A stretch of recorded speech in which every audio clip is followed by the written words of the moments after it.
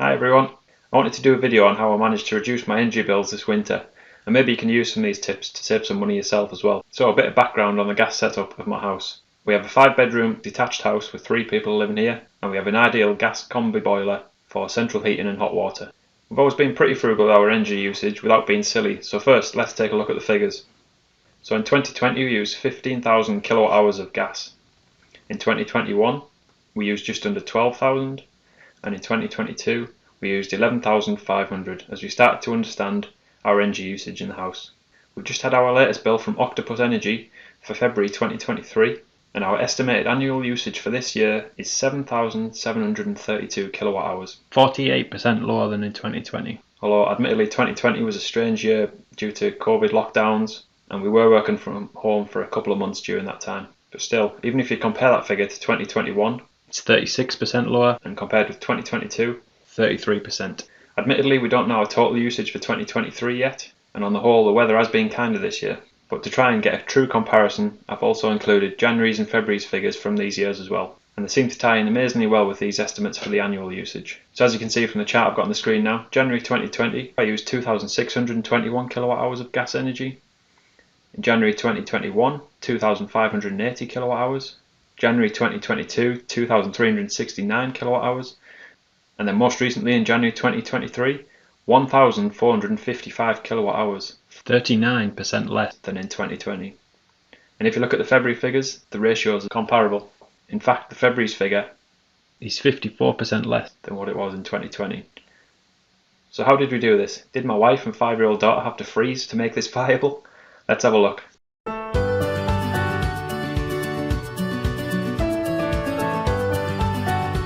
So back in 2020, when energy prices were relatively cheap, at least compared to what they are now anyway, I didn't really pay too much attention to my energy usage. Yes, I monitored what I used each month, but there was really no motivation for me to try and cut my usage at that point. That was until last year when this happened, and this incentivized me to look for ways that I could reduce my gas usage further. It just felt like I was throwing money away, and being a thrifty northerner, I wanted to do something about it. So I'm going to talk through 7 strategies that I adopted throughout this winter. Now, insulation should always be number one thing that you look for in any house to improve energy usage. Thankfully, with our house being modern, this was okay for us, so I haven't included this in this list, but that should always be the first thing to check. I also want to add that I'm not a qualified plumber or heating expert, but these are things that I've researched and that have worked well for me, and hopefully they work for you too. Number 1, reduce the heating thermostat temperature.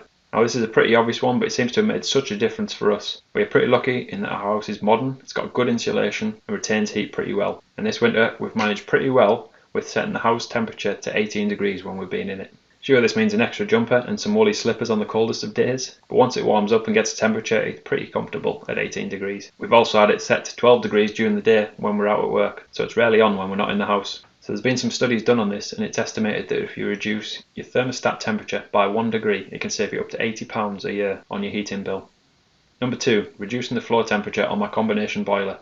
So I moved in the garage where my boiler is, and my Give Energy battery as well, if you can see there, to discuss reducing the floor temperature on my boiler. So what I used to do with this was whack it up to full blast in the winter and then put it in eco in spring and summer mode, not really knowing any better. Now in reality what you can do is put your central heating and hot water temperatures much lower than this. This winter we had our heating temperature set to 55 and our hot water temperature set to 45 and managed without any issues. And also if you have a condensing boiler, it'll also run more efficiently at these temperatures anyway. Now these temperatures seem quite low, but normally when you run a bath for example, or at least what I used to do, was mix the hot and cold water together. So essentially your boiler is heating up the water just for you to cool it down by mixing it with cold water, which is actually really inefficient and wasteful. Setting it to 45, give you hot water at a temperature you need it by the time it reaches the top. Now you need to be a bit careful with this if you have a hot water tank, as there's a risk of Legionella. On a combi boiler you should be fine at these temperatures. I've linked a video from Geek, which explains this topic much better than what I can, so feel free to click on that and watch that video if you're interested. So how to alter the temperatures depends on the boiler type, but if it's anything like mine, you'll have dials to change the hot water on one side and the central heating on the other side. So you can simply turn those to adjust them. Hot water set to 45 and heating set to 55. Number 3, install Google Nest thermostats. So we had a Google Nest in our old home and we liked it a lot, and we always wanted to install one in this home as well. It's generally considered one of the best smart thermostats on the market at the moment. So we have dual heating in our house, so we actually needed 2. one for the upstairs and one for the downstairs. And this gives us a bit more flexibility again to control when we want to heat upstairs and downstairs depending on where we are in the house. Now Google estimates that we can save between 10 and 12% on heating costs by using a Nest. I've not researched how they get exactly to these figures, but I like the tech and it seems to work well to help us reduce the energy usage a bit. We can remotely turn the heating off if we know we won't be in for a while, or reduce or increase the heating temperature from the comfort of our own sofa. The smart thermostat can also control the temperature it's set to based on its forward-looking weather forecast.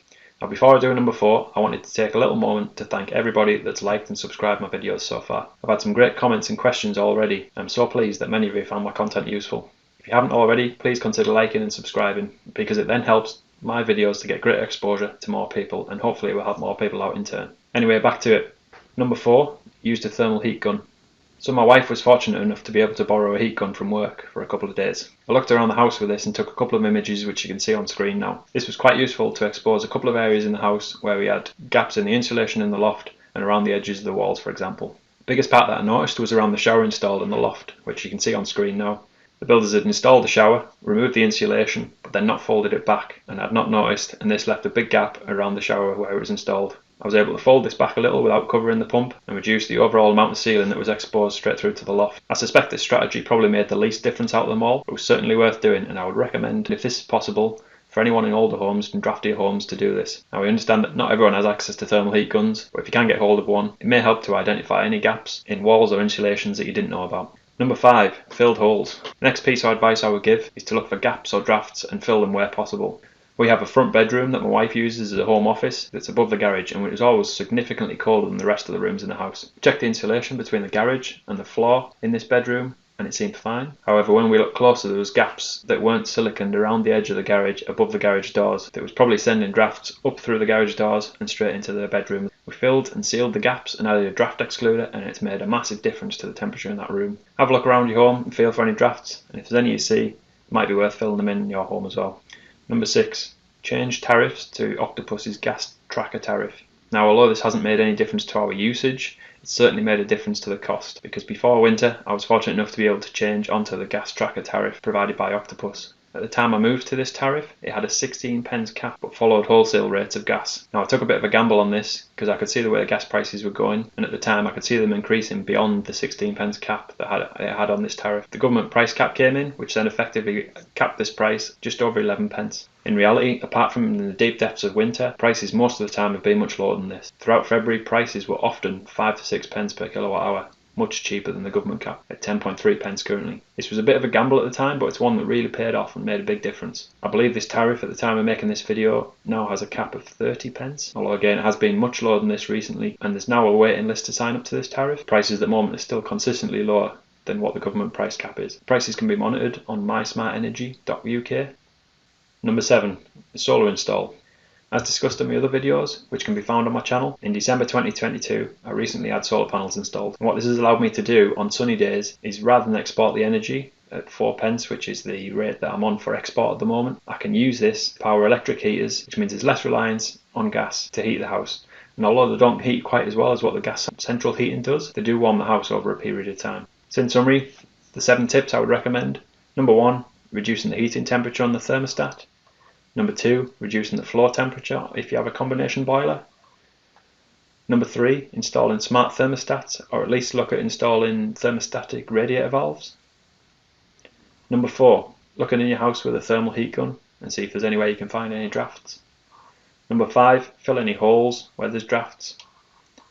Number 6, check your tariffs. Are you on the cheapest tariff? Is it worth taking a risk to get cheaper prices on other tariffs?